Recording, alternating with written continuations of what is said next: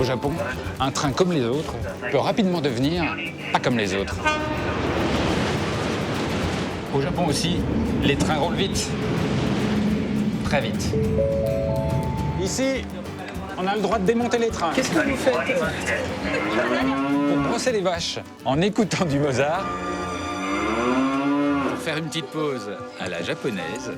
Et pour découvrir les cerisiers en fleurs et la fête qui va avec. Hey! Le train, c'est pas mal.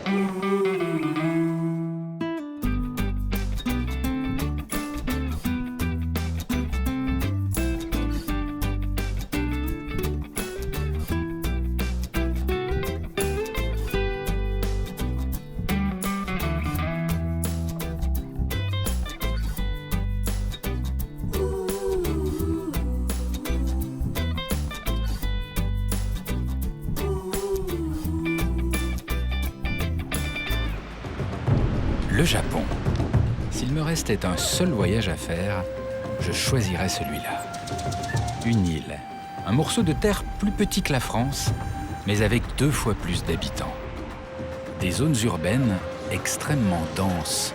92% de la population vit en ville.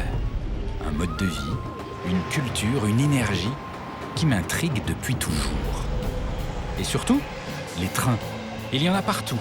Ils irriguent le pays comme un réseau sanguin apporte l'oxygène. Au cœur de Tokyo, la gare. Perdue au milieu des buildings, un des rares monuments historiques qui a échappé au tremblement de terre et à la soif de modernité. Les Japonais adorent la photographier. Ce n'est pas seulement un lieu où l'on vient prendre le train. En fait, la première impression quand vous arrivez dans la gare de Tokyo, c'est que vous n'avez pas du tout l'impression d'être dans une gare, mais plutôt dans une sorte de grosse galerie marchande. Alors vous sentez bien que vous êtes dans une gare parce qu'il y a des, vous voyez, il y a des panneaux qui indiquent les voies des trains. Enfin, c'est surtout des boutiques, des souvenirs, des glaces, des restos, et c'est énorme.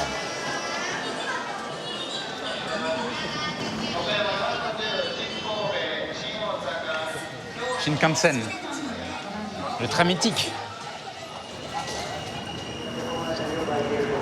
Et là, il a quand même de la gueule. Ça, vous voyez, pour quelqu'un qui aime le train, c'est vraiment le train culte parce que, l'air de rien, c'est le premier train à grande vitesse du monde, bien avant le TGV, parce que la première ligne rapide ici a été inaugurée au départ de Tokyo en 1964. C'était une ligne de départ de Tokyo, et à l'époque, il filait déjà à 210 km/h. Alors depuis, il a progressé, il va plus vite, il y a plus de lignes, mais c'est lui.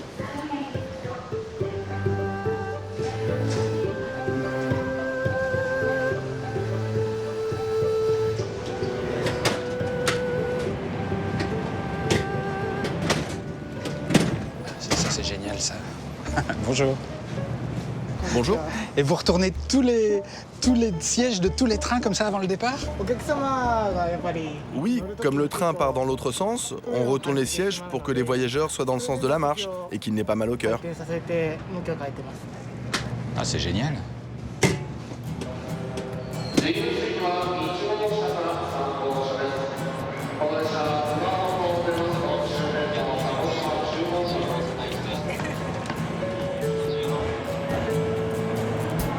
Me voilà parti sur une des lignes les plus fréquentées du Japon. Sur la route qui relie la capitale à Kyoto et aux plus grandes villes du pays. Sur cette ligne, les Shinkansen roulent jusqu'à 320 km/h et aux heures de pointe, il y a en moyenne un départ toutes les 5 minutes. Ici, le train à grande vitesse, c'est presque comme le métro. Alors c'est marrant parce qu'on est dans un train, mais comme partout au Japon, on se sent complètement ailleurs. Il y a une autre ambiance. Vous voyez, déjà c'est beaucoup plus large. Avec les petits hublots, on a l'impression que c'est un bateau qui avance à toute vitesse. C'est japonais. Il est chouette ce train. J'ai l'impression que les Japonais ils sont assez fiers de leur Shinkansen. Ah, oui. Technologie japonaise. On est les numéro 1. Number one? Oui, numéro 1. C'est un super train, le plus rapide du Japon. Et pourquoi est-ce que c'est les number one alors? En plus de la vitesse, il est très ponctuel. Moi, je le prends quasiment tous les jours pour aller travailler. Et il est toujours à l'heure. Jamais en retard. Pas une seule fois. Et heureusement. Parce que je ne peux pas me permettre d'être en retard à mon travail. C'est trop important pour moi. Et ça fait combien d'années que vous le prenez? Eh bien, ça fait 30 ans que je le prends. Attendez, c'est énorme ce que vous dites. Ça fait 30 ans que vous prenez le train et en 30 ans, il n'a jamais été en retard? Oui, oui, c'est ça. Pas un seul retard. Il part et arrive toujours à l'heure. Ça, c'est extraordinaire, ça. Alors, là, je suis épaté, là. Et comment est-ce que vous expliquez que les trains sont à ce point toujours à l'heure? C'est quoi le secret? Son secret, je pense que c'est d'abord l'effort d'une compagnie, l'envie de bien faire. Et il y a aussi ce que portent les Japonais en eux. Qu'est-ce qu'ils portent en eux? Eh bien, tout ce que l'on fait, on le fait en faisant attention aux moindres détails et en étant toujours concentré. Un autre chiffre incroyable. Le retard moyen d'un Shinkansen en 2013 était, tenez-vous bien, de 6 secondes. 6 secondes de retard en moyenne, ça veut dire qu'un retard de 12 secondes, pour un Japonais, c'est déjà presque une catastrophe. Ce résultat est dû aussi au fait que les trains à grande vitesse au Japon roulent exclusivement sur des voies qui leur sont réservées jusqu'au cœur des villes et des gares. Ils ne peuvent donc pas être dérangés par d'autres trains. Bonjour. Bonjour. Qu'est-ce qui se vend bien? Qu'est-ce qui marche bien dans ce train? Ce qu'on vend le plus, ce sont les bento. Qu'est-ce que c'est? Alors, nous avons différents menus spécial Shinkansen, avec au choix du riz, du poisson ou des champignons. Et donc ça, c'est la photo que vous montrez aux passagers pour savoir ce qu'il y a dans la boîte? Oui, oui, c'est ça. Ça, c'est ce que j'adore au Japon. C'est toujours tout mignon. Regardez, petite boîte repas avec un petit arbre en fleurs. Je vais l'ouvrir, je suis curieux, j'ai envie de savoir ce qu'il y a dedans.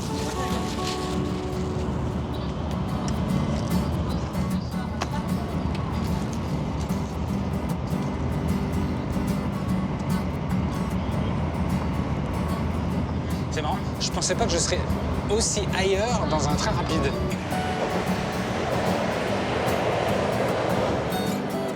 Je descends à Kyoto. Certains disent que si Tokyo était la tête, Kyoto serait le cœur du Japon.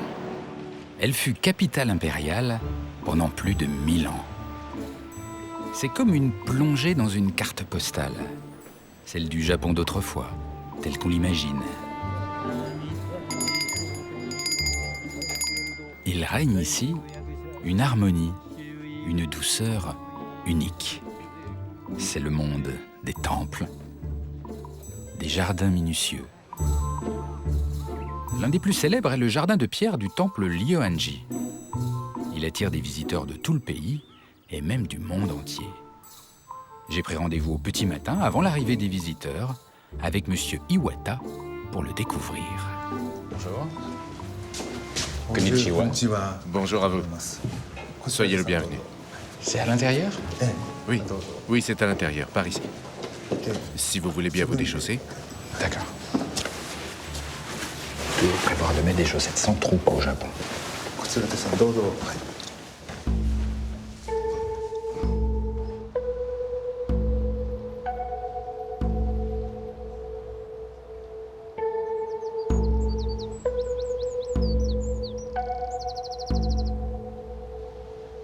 C'est le jardin, hein? Et excusez-moi, parce que je vais être un ignare, mais c'est il y a que ça. Tout est là. Oui, tout est là. 15 pierres disposées là devant vous.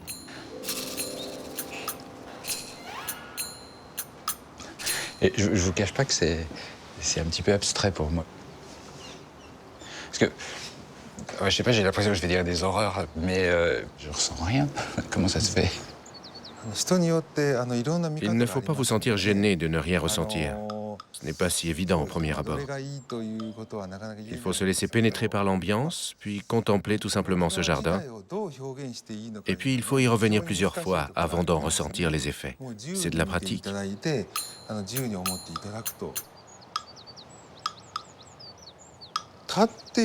La première chose à faire, c'est de s'asseoir là, tout au bord.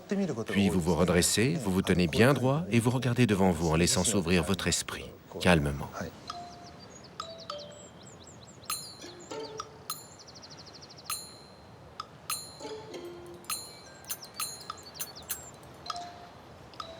Et c'est vrai, il se passe quelque chose. Alors je ne peux pas expliquer pourquoi.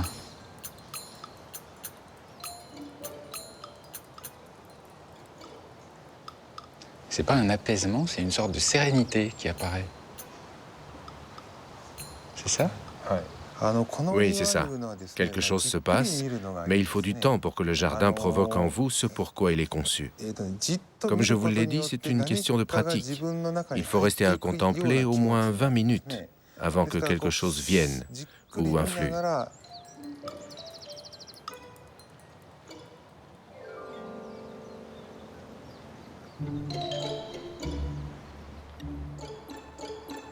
Et est-ce que vous pouvez m'expliquer comment ce jardin a été conçu, comment ces pierres ont été disposées pour créer cet effet? Je ne saurais pas vous dire, parce que nous ne possédons pas d'archives concernant la création de ce jardin. Nous savons juste qu'il a plus de 200 ans. Un chercheur est venu ici pour étudier le jardin, et il a émis l'hypothèse que la disposition de ces 15 pierres influe sur la biochimie du cerveau et apaise notre état mental. Il a aussi démontré que si on déplace une seule de ces pierres, même de quelques centimètres, l'équilibre serait alors rompu et le jardin n'agirait plus sur la perception que nous avons. Ah, c'est extraordinaire. C'est extraordinaire.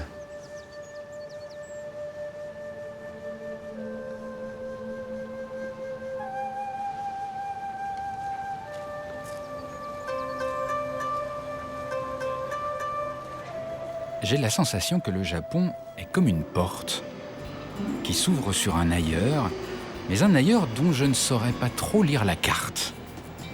Avec le Japon et les Japonais, j'ai parfois l'impression de ne pas savoir m'y prendre. Bonjour, je peux m'asseoir là? J'ai l'impression que vous allez au travail, vous. Exact. Je travaille dans l'immobilier. Je bouge beaucoup et se déplacer en Shinkansen, c'est le plus efficace.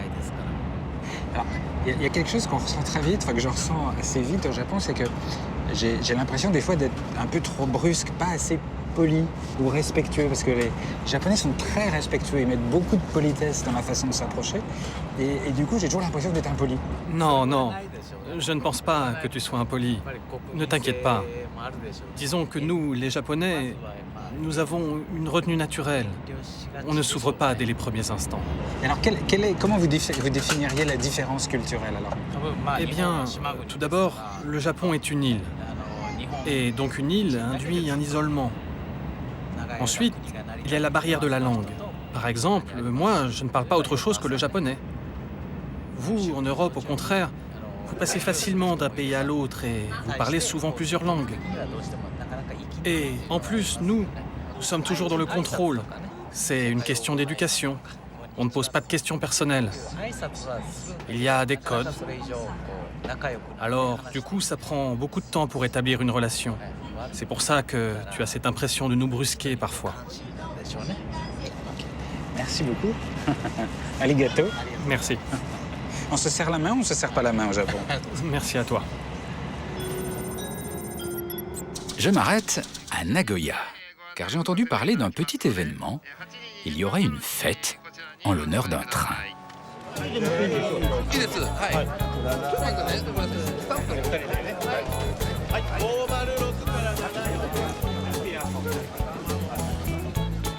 Apparemment, c'est là que ça se passe.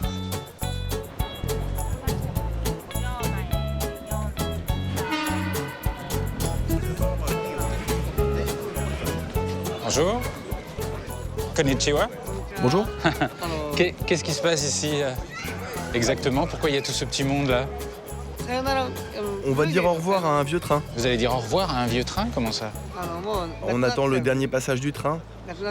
Après, il ne circulera plus. Vous voulez dire que tous ces gens, ils sont venus célébrer la mise à la retraite d'un train? C'est ça. Mais c'était un train célèbre? Regarde, c'est ce train. Il est rouge. Mais Mais il était célèbre, il était fameux ou c'était un train ordinaire? Bah, c'est parce qu'il est rouge. Et parce qu'il est rouge, il est célèbre. Le rouge, c'était la couleur de la compagnie. Maintenant, ils vont être gris, c'est dommage. Ah, d'accord. Bon. Bon, ça serait bien. Et donc tout le monde vient célébrer la mise à la retraite du train rouge? Oui. Ok, bon. C'est marrant, ça. On va aller voir d'autres gens. Merci. Arigato. Merci beaucoup. Et tout le monde peut venir à cette fête? Tout le monde peut monter dans le train, là, aujourd'hui? Non, que les gens qui ont été tirés au sort. Il n'y en aura que 200. Et de tous ceux qui ont acheté leur billet, seulement 200 pourront monter dans le train. Mais 200 personnes sur combien? Il y avait combien de candidats au total? C'est difficile à dire, 1000, 2000, peut-être 3000 personnes.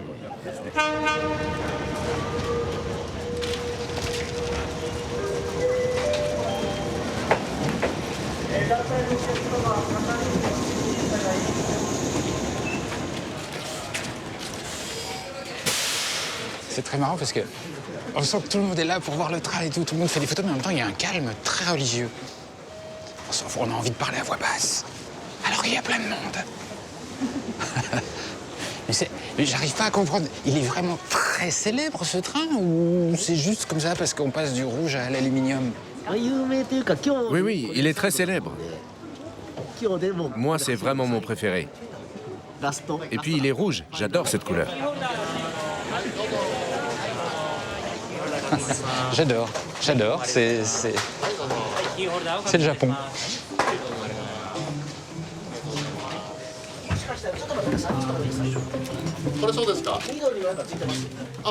Et c'est surréaliste parce qu'en fait, je sais pas quoi regarder. Parce qu'il n'y a rien à voir. À part qu'il a des jolies poignées. Attention, merci de faire le silence.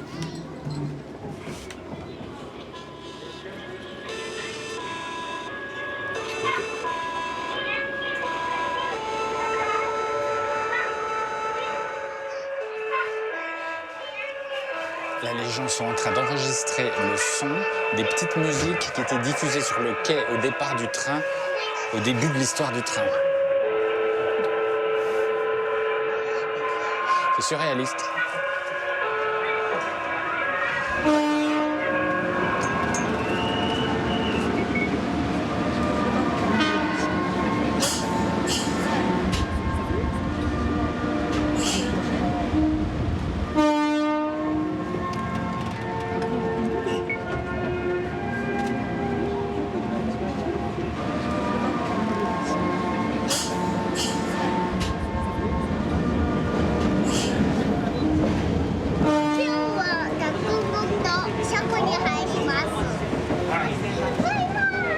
Qu'est-ce qui va se passer là? Parce qu'en même temps, une fois qu'on est dans le train et qu'on a fait un tour, il ne se passe plus rien.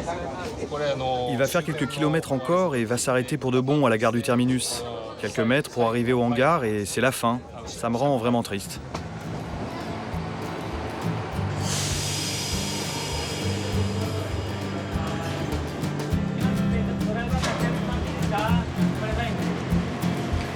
Qu'est-ce que vous faites? On démonte les poignées du train. Ça y est.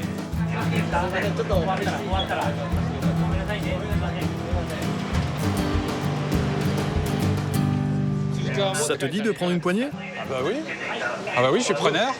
Eh bien, rien de plus simple. Tu prends un tournevis et il n'y a qu'à se servir. Allez-y, prenez ce que vous voulez. Ok. Celui-là? Ah, c'est serré. C'est la première fois que je démonte un train. Et voilà. Mais je suis content, je vais ramener ma petite poignée du Japon.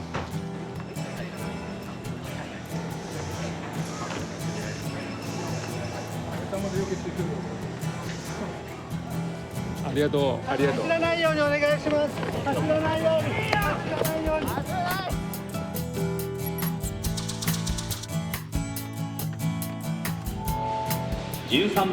À environ 1h30 de train plus au sud, se trouve la ville de Kobe.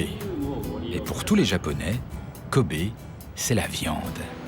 Une viande extrêmement prisée qui coûte une petite fortune. Je me rends donc à la lisière de la ville, près du port, dans le sein des saints de la viande de Kobe. Une sorte de marché où elle est à la fois certifiée et mise à la vente. Alors, c'est une vente très particulière parce qu'il faut venir avec son petit chapeau, sa blouse, mais blouse par-dessus le manteau qui tient chaud. Vous allez voir pourquoi.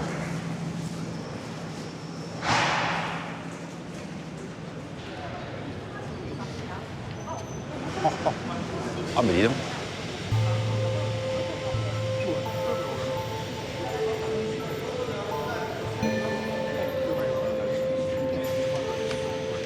Ça c'est du marché.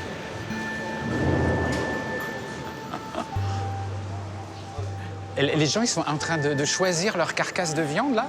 C'est des acheteurs? Les gens que tu vois ici, ce sont des éleveurs et des acheteurs qui viennent repérer les meilleures viandes. Et à quoi est-ce qu'on voit que c'est de la belle viande? Parce qu'elle a l'air incroyable, effectivement, cette viande. Elle est toute persillée. On regarde d'abord le persillage, le gras qui doit être bien réparti dans la viande. Le travail, tout le talent des éleveurs est de faire en sorte que la viande soit la plus persillée possible. C'est ça qui donnera de la valeur au morceau. Et donc, plus il y a de gras dans la viande, meilleure elle est? Non, ce n'est pas que du gras.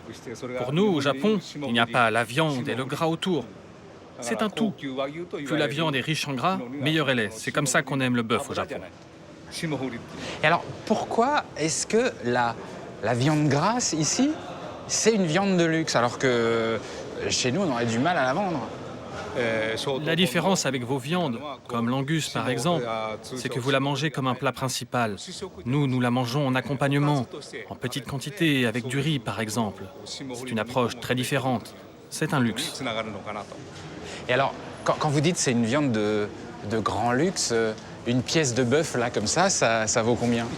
C'est une viande qui se vend dans le commerce autour de 2000 yens pour 150 grammes. 14 € pour 150 grammes de viande. Ah oui, c'est pas mal quand même.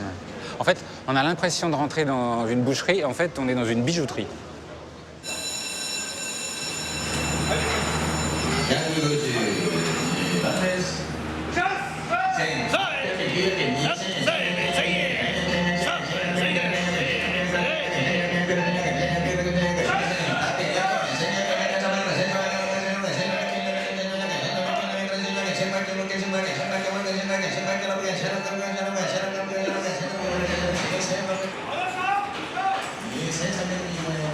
Attention, ça va être la vôtre, là, non? Vous espérez quel prix? À mon avis, vers les 2800 yens. On va voir.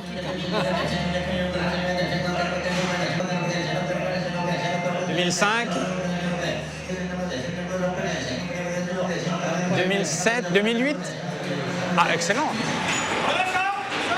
Ça va, 2850, vous êtes content? C'est pas mal. C'est plutôt un bon prix. J'ai bien bossé. C'est quoi votre petit secret, votre petit plus? Tu as l'air curieux. Le mieux, c'est de venir voir ma ferme. Si tu as un peu de temps, viens me voir. Ok, d'accord. Ça marche.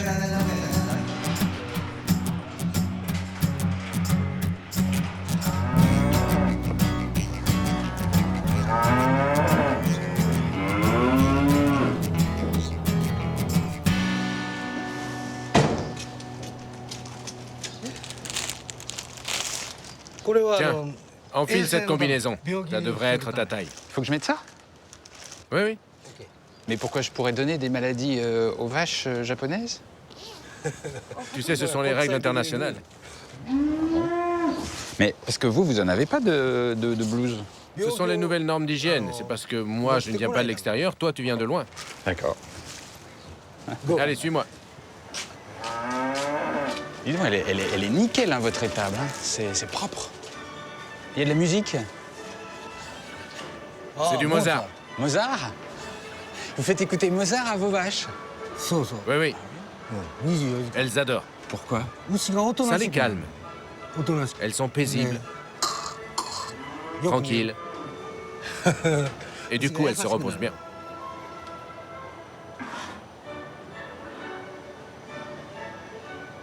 Et j'en reviens pas. Mais alors, c'est nickel, mais on mangerait par terre, comme disait ma grand-mère. Oh, c'est incroyable. J'ai jamais vu une étable aussi propre. Il y a toujours la petite musique. Et si jamais elles n'aiment pas Mozart, alors, si elles veulent Stravinsky ou alors des chansons japonaises. Que du Mozart. Oui, mais si elles n'aiment pas Mozart, elles vont faire un stress et du coup, la viande va être moins bonne. Mozart, c'est le mieux. Regarde. Dans une étable classique, une personne comme toi, habillée en blanc, ce serait du stress pour elle. Elle s'agiterait. Mais là, elles sont bien. C'est l'effet Mozart. Ouais, c'est vrai. Bonjour. J'aime bien. J'adore ça, comme ils font le service des vaches avec des petits gants blancs. C'est rigolo quand même. Et qu'est-ce que vous leur donnez à manger alors? Du maïs, du blé et du soja. Je peux goûter? Oh, bah c'est pas mauvais. Hein, c'est bon? Bien sûr que c'est bon. Ouais.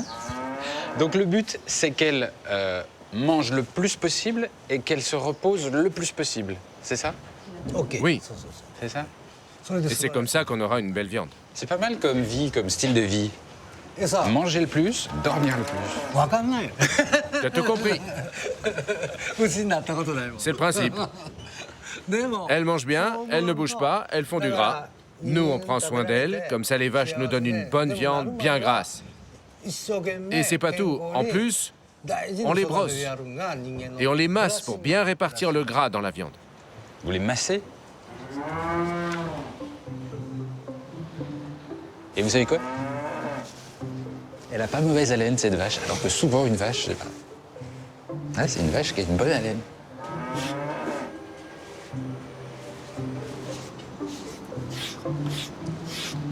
Ah oui, en fait, c'est plus un brossage qu'un massage. Disons que le brossage a l'effet d'un massage. Et c'est comme ça qu'on arrive à répartir uniformément le gras dans la viande. Je peux la toucher? Ah ouais, elle est bien dodue. Hein. Oh. Ah, dis donc. Touche-la, c'est encore plus tendre. Ah oui, là aussi. Là, c'est le meilleur morceau. Ah, c'est incroyable. C'est dodu. Comment vous faites alors? Mais c'est le seul fait de les brosser, de les masser comme ça, qui fait rentrer le gras dans la viande. Ça me paraît un peu court. C'est une question de terroir aussi et de race. Le gras, c'est une des spécificités de cette race de vache. Avec la charolaise, ça ne marcherait pas. Est-ce qu'on peut rater une vache de Kobe? Est-ce qu'au bout d'un moment, vous dites, bah non, j'ai raté, elle est pas grasse comme je veux, etc. C'est vrai que des fois, on peut se tromper, il y a des ratés. En fait, on ne peut pas savoir tant qu'on ne l'a pas découpé. C'est une surprise. Et il peut y avoir de mauvaises surprises. On coupe et oh, il n'y a pas de gras, pas de persillage. C'est fichu. Le mieux, c'est d'aller la goûter. Viens.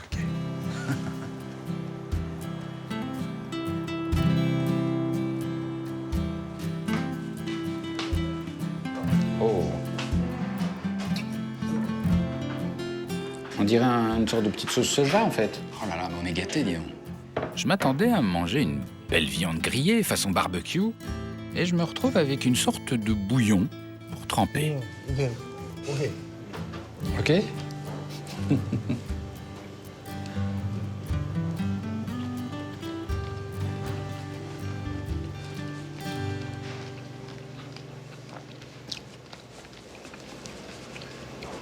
Ça, c'est incroyable. Hein. Je pense que c'est juste la viande la plus fondante du monde. C'est-à-dire que vos dents essaient de mâcher, mais c'est déjà trop tard. Quand les dents arrivent, elle a déjà fondu. C'est divin. Alors, elles n'ont pas eu de la tendresse, mes vaches? Bah, je crois que oui, elles ont dû recevoir beaucoup de tendresse. Je peux vous dire, je peux confirmer. Bravo.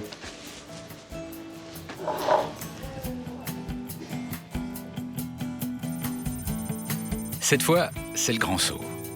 Direction Tokyo, la ville mythique.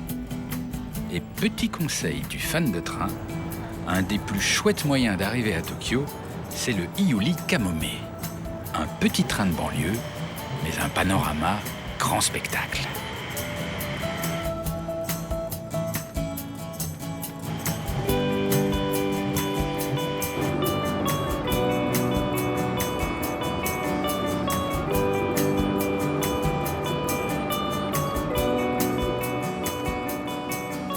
Ce train, il est vraiment pas comme les autres.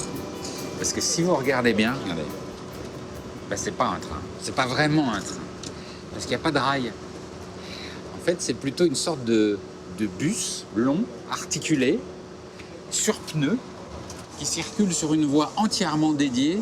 Et l'intérêt du système, eh bien, c'est qu'avec ses pneus, il adhère bien, donc il peut grimper fort tout en haut des ponts et redescendre. Technologie japonaise.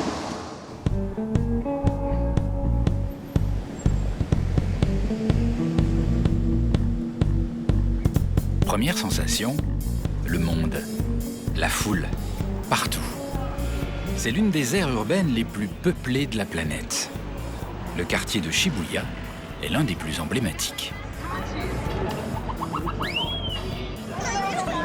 Ce qui est fou ici, c'est que vous sentez tout le temps une grosse présence autour de vous. Alors évidemment, c'est la foule, mais en fait, c'est aussi et surtout les pubs.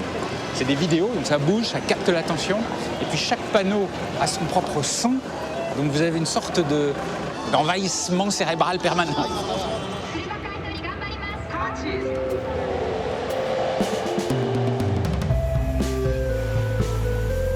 J'ai l'impression que cette ville est un cadeau.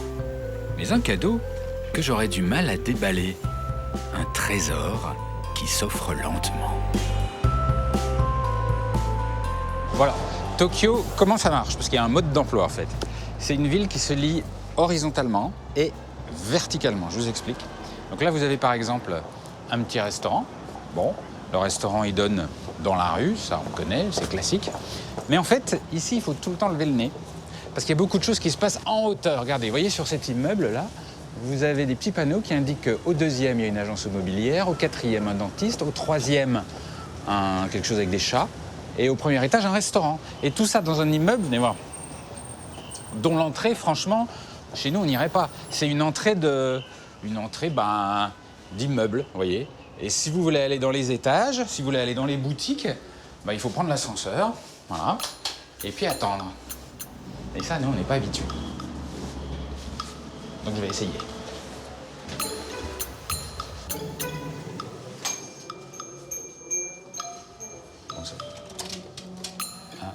Bonjour. Ça, c'est l'agence immobilière. On va essayer le troisième. Ah, une petite sonnette, c'est rigolo. Alors, troisième.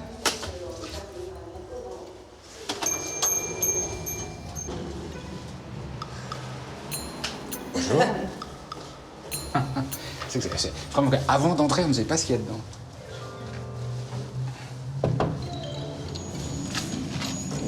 Bonjour. Oh, qu'est-ce qui se passe ici? C'est incroyable. Qu'est-ce que c'est ici? Il y a des gens avec des chats, qu'est-ce qu'ils font? C'est un café-chat, un endroit où passer un peu de temps avec des chats. Attendez, vous voulez dire qu'il y a des gens qui viennent ici pour pouvoir faire des papouilles à des chats qui sont déjà là? Oui, c'est ça. Vous payez à l'heure et vous profitez d'un moment de détente en compagnie des chats. Les chats ont des vertus relaxantes et c'est très agréable. Les gens apprécient leur présence. Ah mais c'est incroyable cet endroit. Je peux aller voir?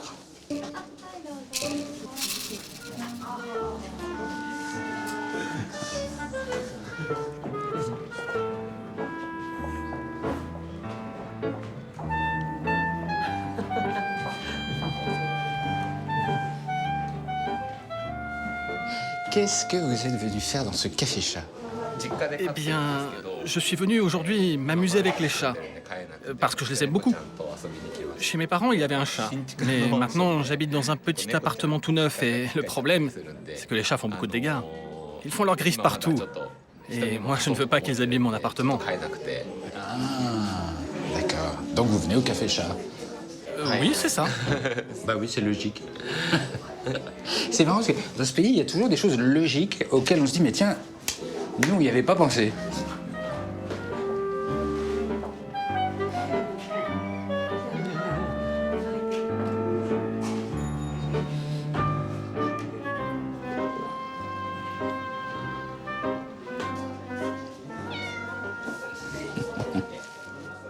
Et vous venez tous les combien, vous? Oh, je viens à peu près 5 à 6 fois par semaine. 5 ou 6 fois par semaine? Ah, mais c'est incroyable. Et alors, est-ce que je peux vous demander combien ça coûte de venir ici faire des petites papouilles au chat? Le prix à l'heure est de 1000 yens. 1000 yens, ça fait à peu près 7 € par heure. Et donc, mais alors, si vous venez tous les jours, ça doit vous coûter une fortune. Ah oui, oui. C'est vrai. Mais c'est combien votre budget mensuel pour les chats? Oh, je ne compte pas. Je préfère ne pas savoir. Mais ça vous coûterait moins cher d'en avoir un à la maison? J'adorerais avoir un chat chez moi. Mais le règlement de la copropriété l'interdit. C'est comme ça.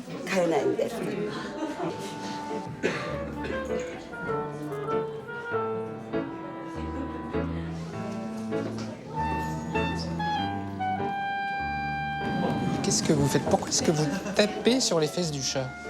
Il adore ça. Je lui fais tout le temps. Mais oui, c'est vrai. C'est vrai. Alors ça, j'avais jamais remarqué qu'un chat aimait qu'on lui tape sur les fesses comme ça. Vous voulez essayer? Bah oui.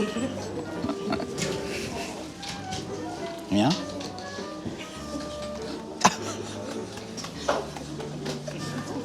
Alors ça, j'ai jamais vu ça.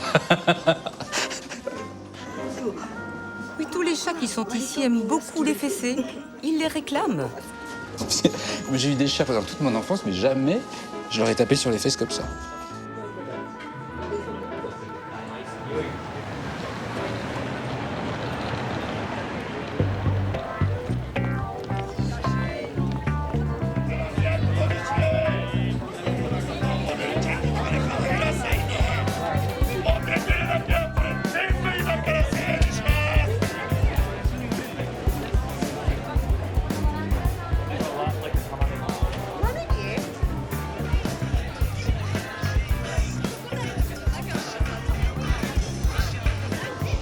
Alors ici, c'est le quartier de Harajuku, qui est très célèbre à Tokyo.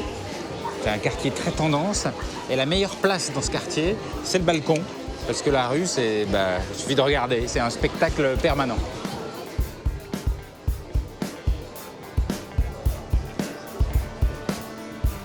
Bonjour.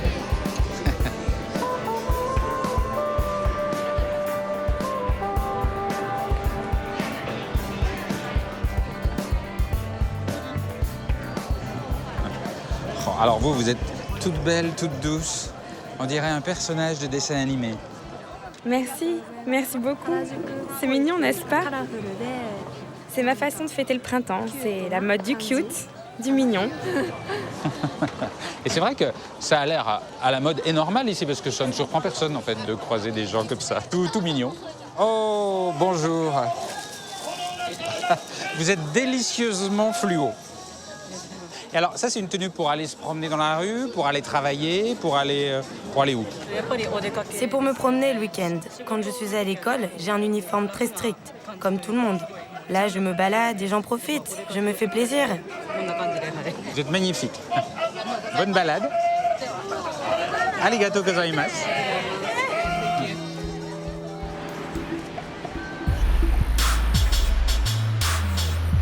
La nuit, Tokyo change. Les néons des quartiers plus ou moins chauds donnent le signal. Dans les bars, les robots se lâchent.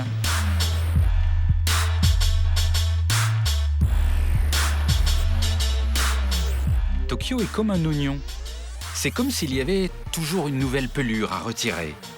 Une pelure qui cache un univers différent.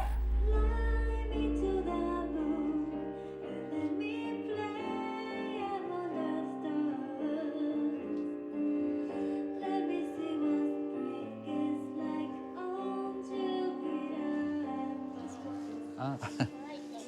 Merci. Tokyo, c'est ça. Vous pouvez vous retrouver tout seul là, vous voyez, à 2 h du matin, dans un lieu improbable avec votre petit dinosaure, un verre et le concert.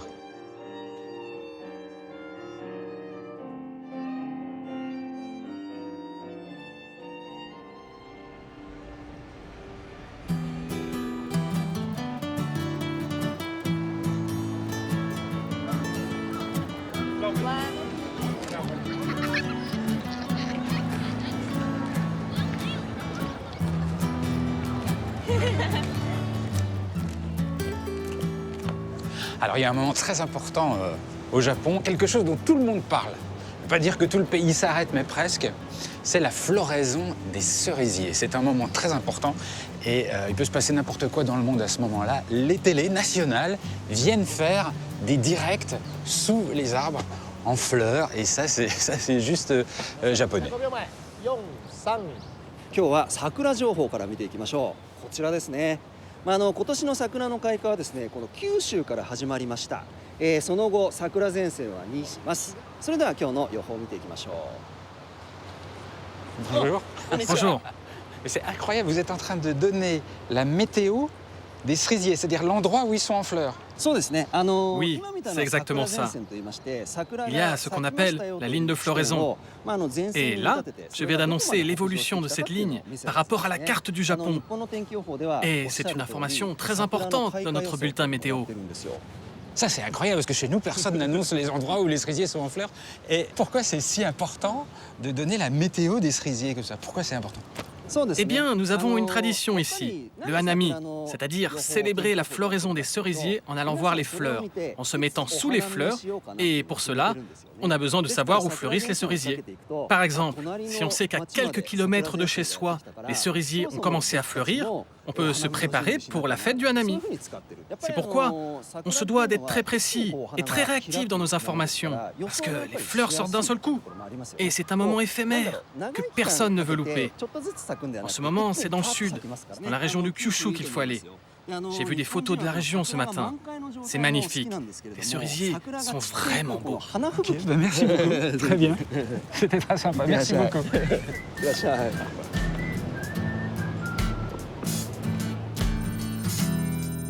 Je mets donc cap au sud pour aller voir les fameux cerisiers. Et pour les découvrir tranquillement, rien de tel qu'un petit train local.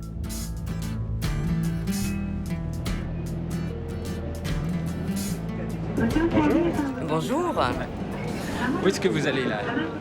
J'ai pris le train ce matin avec mes petits-enfants pour aller voir les cerisiers en fleurs et profiter du spectacle. Et les enfants aussi, ils aiment? Ils trouvent pas ça barbant, les fleurs de cerisier? Oui, oui, ils adorent les cerisiers. Ce sont de vrais petits Japonais. Ça les rend joyeux. Et puis, c'est une tradition, un sentiment très ancien.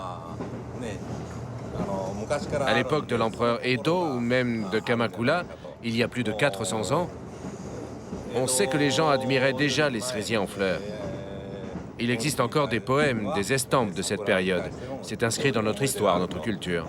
Nous, les cerisiers, on les aime. C'est comme ça. Donc ça veut dire que si jamais vous êtes empêché d'aller voir les cerisiers en fleurs, ça doit créer un manque horrible. Je ne pense pas qu'un Japonais supporterait de ne pas voir les cerisiers en fleurs.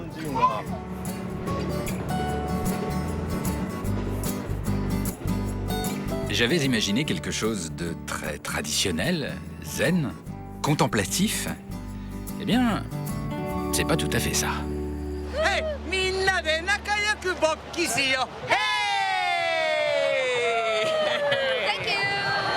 Hey, nyurin, nyurin. Hey.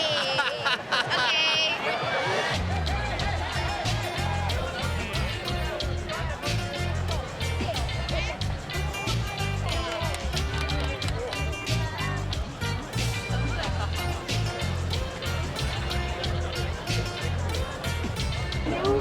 Bonjour, bonjour.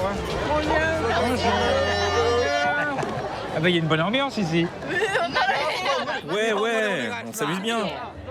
Tu veux un verre de saké? Ah bah c'est parti, tiens, voilà. Kanpai. Kanpai. J'allais vous demander en quoi consiste la fête des cerisiers, mais je crois que j'ai déjà compris. Oui, je vois que tu as compris où était l'essentiel. N'en prends pas trop quand même, hein. Alors, pourquoi vous venez comme ça faire la fête sous les cerisiers? C'est quoi le principe? Le principe, c'est de célébrer les saisons, printemps, été, automne, hiver. Le printemps marquant le recommencement du cycle éternel. Et ça veut dire pour nous boire sous les cerisiers. Mais alors, il est où le côté zen et contemplatif des Japonais? Non, ça c'est dans les magazines, c'est pour les touristes. Oui, enfin, il y a sûrement des endroits où les gens sont dans la contemplation. À Kyoto peut-être, et là, ils boivent un tout petit peu. Oui, mais ils boivent quand même. Oui, enfin, bon, nous ici, on est là pour faire la fête. Pour nous qui sommes un peu timides, c'est l'occasion d'oublier le quotidien, de s'amuser. Ah oui? C'est un moyen de se lâcher, de sortir un peu de la réserve. C'est ça? C'est ça, t'y es. T'as compris le sens du hanami. Santé.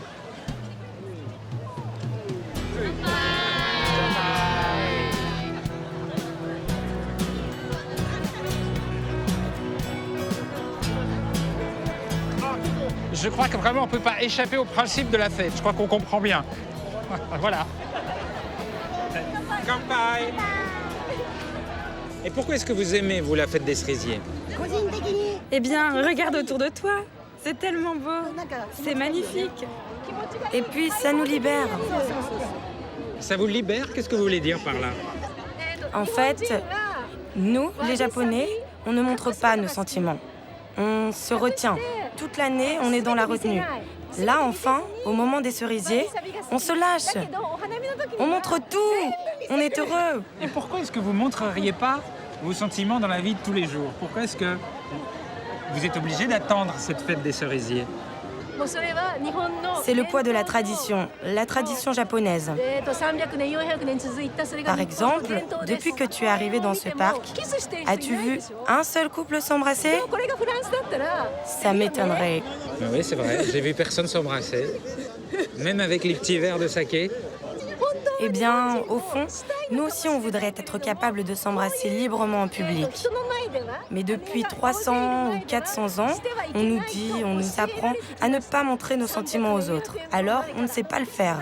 Tiens, aujourd'hui on va le faire, on va essayer. Quelqu'un va s'embrasser et on va voir ce qu'il va se passer. Allez, séance bisous! Avec votre chérie? Ben alors vous voyez, ça se passe bien, ils sont tout contents. Oui, nous sommes heureux.